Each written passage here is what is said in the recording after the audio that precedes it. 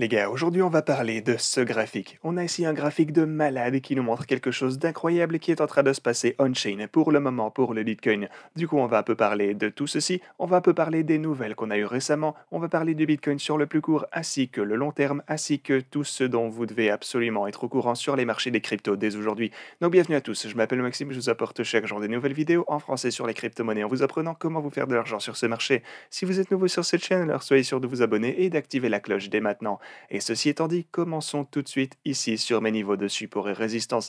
Ici, on ne peut pas dire que grand-chose ait changé depuis hier en fait. Du coup, eh bien hier, on se trouvait toujours au-dessus, ou plutôt on était au-dessus de la ligne orange qu'on a ici, et c'est toujours le cas pour le moment.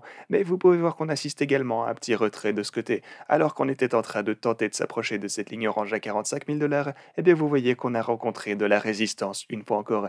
Et le truc, c'est que c'est pas surprenant parce que vous pouvez voir que la fois précédente, lorsqu'on a tenté de passer au-dessus de ce niveau, eh bien on a également rencontré une forte résistance, voyez ici, ainsi que là également. Donc voilà quelque chose d'autre auquel il fallait s'attendre. Et bien sûr, on sait que le niveau de 45 000 $ était une énorme résistance et il est totalement crucial qu'on puisse bientôt le dépasser. Attention, je ne vous dis pas que ça va se passer tout de suite, c'est rien de tout ça, mais si on venait à assister à une grosse percée depuis ce niveau des 45 000 $, alors j'estimerais que les marchés auront l'air bien plus bullish que pour le moment, parce que, eh bien dans ce cas, on aurait dépassé la majorité de tous les principaux niveaux de résistance qu'on avait sur notre chemin. Donc, oui, je suis préparé pour que ceci ne puisse nous prendre à certains moments, mais tôt ou tard, il faudra bien qu'on finisse par le dépasser. Ce n'est simplement qu'une question de temps. Et alors, pourquoi est-ce que le niveau des 45 000 $ est-il aussi important? Eh bien, si je me rends cette fois sur l'intervalle hebdomadaire ici, vous pouvez voir que si j'active en vitesse ma EMA de 21, eh bien, vous pouvez voir que cette moyenne mobile ici sur l'hebdomadaire se trouve juste ici dans ces environs, et plus précisément à 45 865 $ pour le moment. On a essayé de dépasser ce niveau à plusieurs reprises, à énormément d'occasions, on s'est fait rejeter par notre EMA, mais si on finit par obtenir cette fameuse percée au-delà de notre ligne bleue, alors je pense bien que les choses se présenteront vraiment, vraiment bien mieux. Mais revenons un peu sur notre journalier talk maintenant, parce qu'ici, je voulais vous montrer quelque chose d'autre qui est super important. Laissez-moi vite activer les moyennes mobiles ici, parce qu'avec nos moyennes mobiles, vous pouvez voir qu'on se trouve au-dessus de celle de 50 jours, et en fait, elle a même pu nous supporter ici sur la chute à 1, 2, 3, 4, 5, 6 et 7 reprises. Et maintenant, aux environs des 49 000 $, on a aussi la ligne mauve qui est en descente ici, et qui se trouve alors pour le moment vers 48 000 $, et ensuite vers cette fois 49 400, on a également la ligne bleue qui représente ici la moyenne mobile de 200 jours. Du coup, si on assiste à une énorme percée de la part du Bitcoin, alors voilà les niveaux auxquels vous voudrez faire attention. Vous avez ici sur le journalier et vous avez ici, comme je vous le disais sur l'hebdomadaire, notre EMA de 21, la ligne bleue que vous voyez juste là et qui se trouve pour le moment à 45 800 $. Donc voilà, soyez préparés pour tout ça les gars, mais aussi que se passe-t-il sur le marché pour le moment? Est-ce qu'on doit être bullish ou bearish? Eh bien, pour les marchés traditionnels, de ce côté, les choses ne se présentent du coup pas trop mal en fait. Les choses ont l'air assez décentes.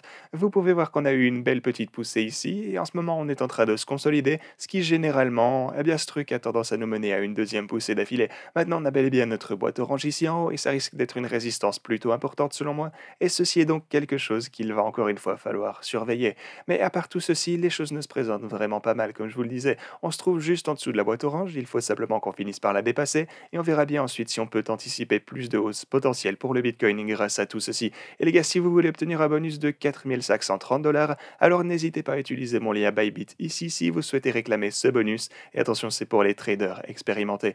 Mais maintenant, parlons un peu enfin de ce qu'on a sur ce graphique en question. Ce que vous voyez de ce côté, ce sont les stocks de Bitcoin sur les plateformes d'échange en tant que pourcentage. Et ce que vous voyez ici, c'est que récemment, et si jamais j'ai pas réalisé ces données moi-même, ceci a été posté par Saman sur Twitter, mais apparemment, on aurait ici tout juste assisté à une énorme chute dans l'offre du Bitcoin sur toutes les plateformes d'échange. Ici, la ligne verte, c'est le prix du Bitcoin, et c'est généralement ce à quoi on assiste. Lorsque les stocks diminuent, alors le prix augmente. Vous voyez qu'on vient juste de voir une énorme chute du stock ici depuis, eh bien, je dirais janvier, donc à la mi-janvier jusqu'à maintenant à la mi-février, eh bien, l'offre n'a fait que descendre. Et ceci s'est déjà déroulé par le passé. Voyez en octobre 2020 par exemple, on a eu une énorme chute également, et on a commencé tout doucement à voir le Bitcoin remonter, et ensuite il a pu continuer sa course avant d'entrer dans des courses totalement paraboliques, comme vous vous en souvenez peut-être également. Mais tant que maintenant on a toujours une action de prix plutôt pas mal pour le Bitcoin, on est toujours en train de monter, Et du coup, est-ce qu'on va pouvoir assister au même style de course parabolique comme le Bitcoin a déjà pu nous le montrer par le passé? Eh bien, il faudra simplement bien attendre pour le savoir. Maintenant, je vous ferai remarquer également que j'ai essayé de trouver ces données sur les graphiques de Glassnode, mais de ce côté, eh bien, on ne dirait pas qu'on assiste à des chutes aussi importantes de l'offre.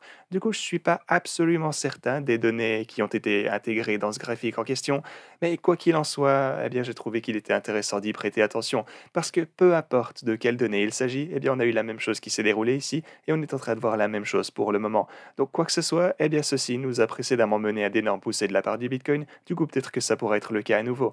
Mais alors qui est en train de retirer autant de Bitcoin et qui est en train d'acheter tous les Bitcoins qui se trouvent sur les plateformes d'échange? Eh bien si on se penche sur la plus grosse whale du Bitcoin qu'on connaisse, eh bien on sait qu'il a récemment accumulé des montants totalement dingues de Bitcoin également, depuis cette fois encore la moitié du mois de janvier, et ce jusqu'à la moitié, ou plutôt disons le début du mois de février ici.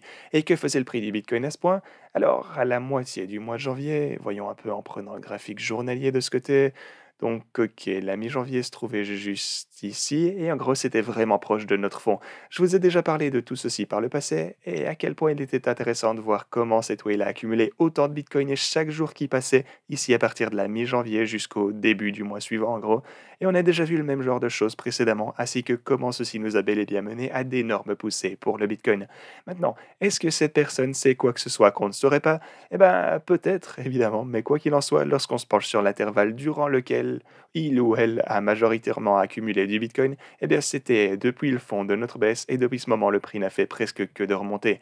Donc, ouais, voilà encore quelque chose à propos duquel je vais continuer à vous mettre à jour, bien sûr. Vous savez que j'adore surveiller toutes ces waves, les gars. Et en ce qui concerne les cryptos du métaverse aussi, beaucoup de personnes m'ont fait demander quelle crypto vous devriez ajouter à votre portfolio si vous souhaitez entrer dans les altcoins.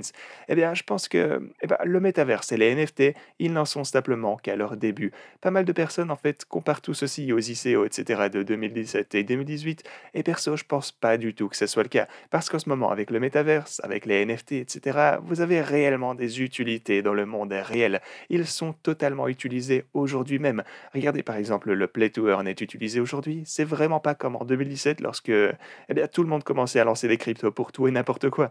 Genre, on avait des jetons pour un distributeur automatique décentralisé, etc. Et c'est plus du tout le cas pour le moment. Enfin, bien sûr, vous avez toujours des arnaques, vous aurez toujours beaucoup de projets qui servent à rien, mais les projets métaverse, NFT, Play to Earn, etc., eh bien, ils sont là pour rester. Vous allez, je pense, pouvoir avoir des retours totalement inouïs à partir de ce secteur dans le futur, et je vais continuer à réaliser encore plus de vidéos sur ce sujet en vous expliquant comment je compte jouer de tout ceci personnellement. Du coup, si vous appréciez toutes ces infos, alors n'hésitez pas à vous abonner et activer la cloche dès maintenant. Voilà les gars, c'est tout ce que j'avais pour vous aujourd'hui. Merci beaucoup d'avoir regardé et moi je vous dis à la prochaine.